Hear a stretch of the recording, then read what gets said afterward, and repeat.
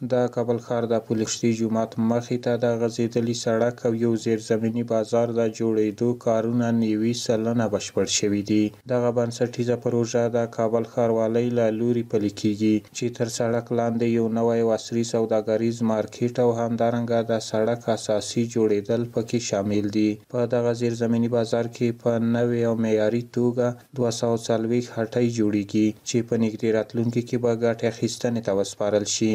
کار ساخت بازار زیرزمینی سپاهی گمنام الی مسجد پلخشتی 90% پیشرفت کاری داشته و بعد از تکمیل در 10% انشالله بهره برداری سپرده خواهد شد.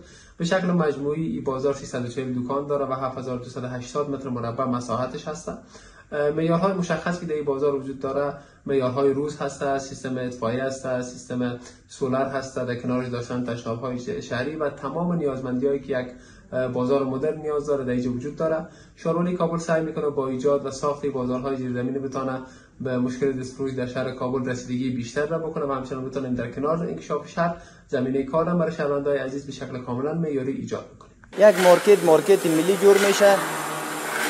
فکر میکنم برای بازازی همه رخت فروشا در اینجا دکان میگیرن و کار میکنن. کارشان انشالله با کیفیت است، انشالله به هیچ موادی دریغ نمیکنه، اینجا خوب مصرف میشه.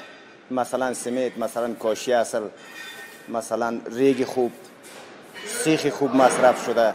تمام امکانات برابر است انشالله. ساختمان‌های کارهای اساسی دست که از طرف شهروالی میشه و همیشه اینجا نصابای شهروالی خودشان اینجا میآید از ما کنترل میکنن، همکاری میکنن، باز نواقص ما تصویر برای ما نشان میدن و هدایات هم برای ما میتن، ما مطابق از هدایت از کار میکنیم. کابل ښاریان د ښاروالۍ د دا ډول رغم د فعالیتونو ستاینه کوي چې په تیرو 3 کلونو کې د ښار نظم، پراختیا او ښکلا په برخه کې د پام وړ لوی او کوچنۍ پروژې پلي کړي دي چې د ګڼه ګوڼې په مخنیوي او ښاري فرهنګ پیاوړي کولو یې مثبت اغېز کړی دی.